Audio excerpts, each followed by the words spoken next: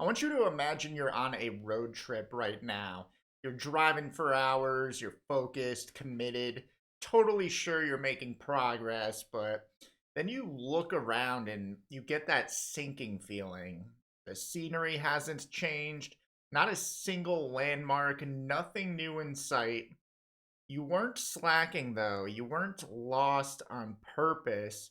You were moving the whole time, just not moving forward. And that's exactly how a lot of intermediate guitarists lose years without even realizing it. And it's not because they lack talent or discipline or passion, it's because they quietly slip into routines that feel productive, but actually keep them looping in the same safe, familiar circle over and over again. And those loops are pretty dangerous because they can steal months before you even notice. And if you've ever looked back and thought to yourself, why am I still playing the same way I was last year? Or wondered how all your practice time somehow led you back to where you started?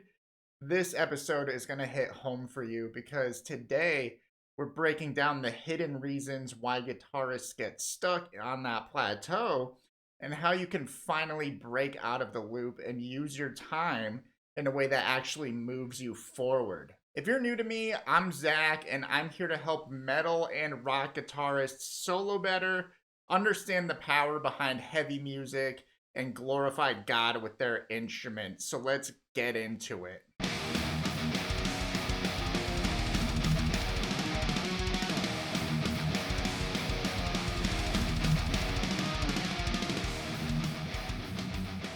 So something I noticed that keeps intermediate guitarists stuck in the intermediate phase is that they just keep playing the same few things they're good at and they're comfortable with because maybe they're kind of flashy, they are able to play these things pretty fast and pretty clean. But if you're just doing the same thing over and over again, you can't help but take a second to ask yourself, am I even getting any further than I am right now? So it's kind of like a guy who's getting into strength training and only sticks to deadlifts because he can lift the most weight with that. And meanwhile, he just neglects all the other essential movement patterns that would turn him into an absolute beast. So instead, what I think you should do as an intermediate guitarist is try to break out of your comfort zone and learn more difficult techniques than what you're used to, even if it's not in the same style of music that you like to play most, because who's to say that technique can't be integrated into your favorite style after all? And to that point, you can try learning different styles of playing or take a dive into music theory head on if it's something you've been avoiding up until this point. And odds are the things you're avoiding most are the things that you need to become better at to be a more advanced shredder. One big thing that a lot of intermediate guitarists struggle with, in addition to, just not breaking out of their comfort zone, is that they're lacking a structured path that brings them clarity and ultimately brings them forward to the advanced level. And a lot of guitarists just go by feel and they do a lot of different things without knowing why and not really giving enough time to each thing in a way that's curated to give them sort of a snowball effect. So that way they keep progressing and advancing pretty continuously and pretty consistently. So, one thing you could do for yourself is dedicate some time to a little exercise in building some SMART goals for yourself. So, SMART goals, SMART, that's specific, measurable, achievable, relevant, and time based. So, that would be what a SMART goal is. So, for example, we'll take something chord related like chord transition. So, that itself can be a pretty specific goal. So, it would be 4 chord transitions, we'll say. That is the goal you have for yourself.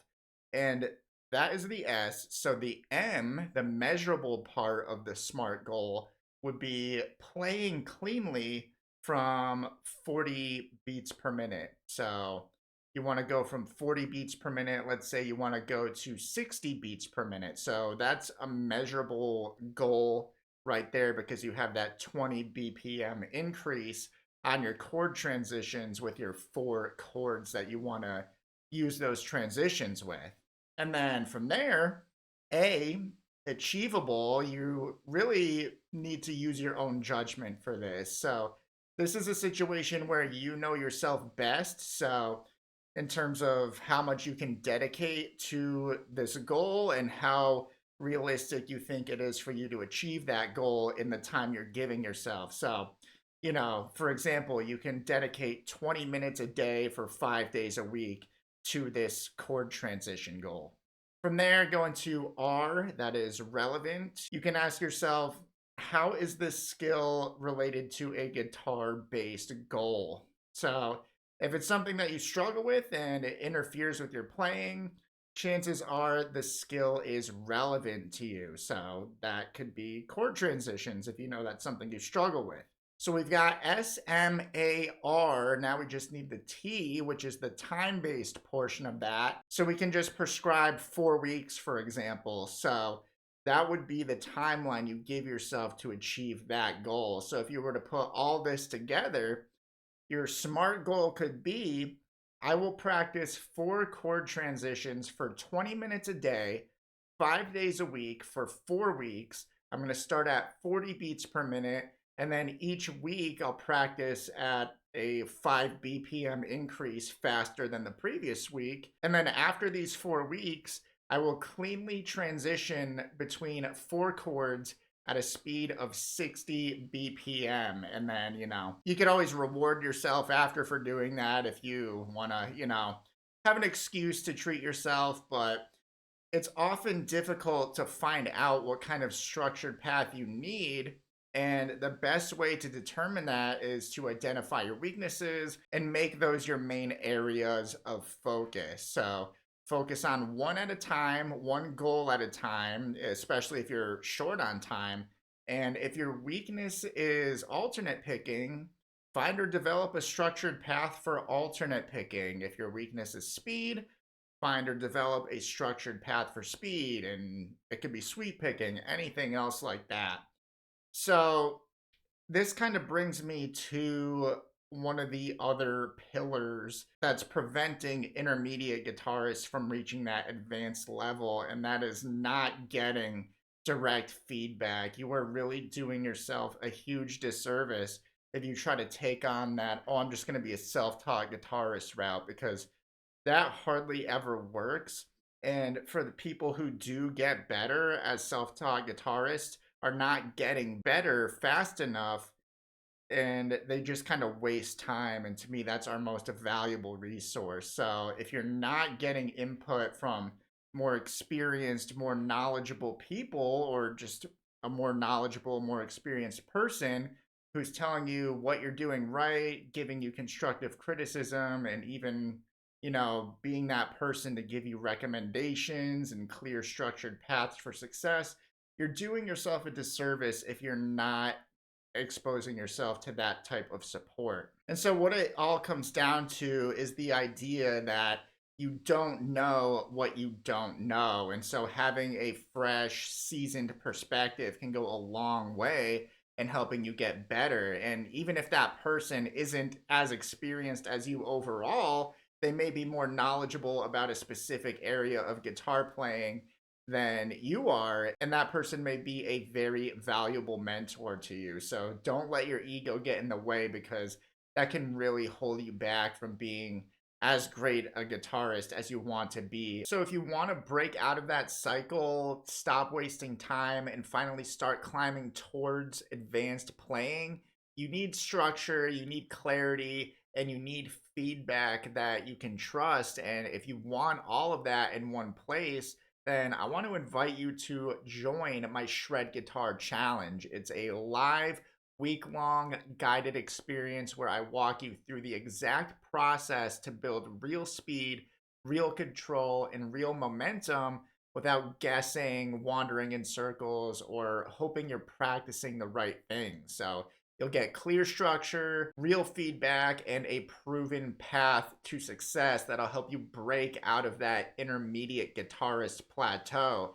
And so, if you're serious about leveling up your playing and you don't want another year to slip by, then I want you to grab your spot, and you can use the link in the description for that to join my Shred Guitar Challenge. So, here's the truth with all of this stuff: you don't stay stuck because you're not trying hard enough. You stay stuck because you've been trying to grow, but without any direction, without any accountability, and without someone showing you the path that actually leads you somewhere. But the moment you step outside of the comfort zone, the moment you stop guessing and start focusing on the right skills, and the moment you get a clear plan instead of hoping you stumble into progress, everything changes. Your speed improves, your picking becomes cleaner, your confidence shoots up because you finally see your playing moving forward instead of sideways, so stagnant.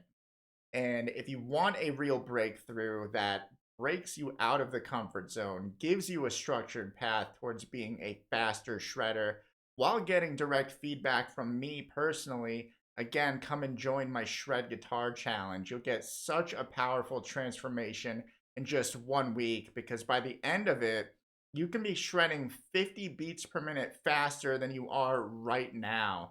You won't just understand how to build speed and control, but you'll feel a new level of confidence and direction in your playing. You'll know exactly where you're headed next and exactly how to get there. So, no guesswork and no more spinning your wheels, circling for months on end, getting yourself nowhere.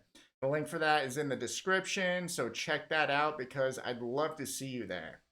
Thank you so much for watching. I'm Zach with Zach Shaw Guitar. Stick in with your guitar game, and God bless.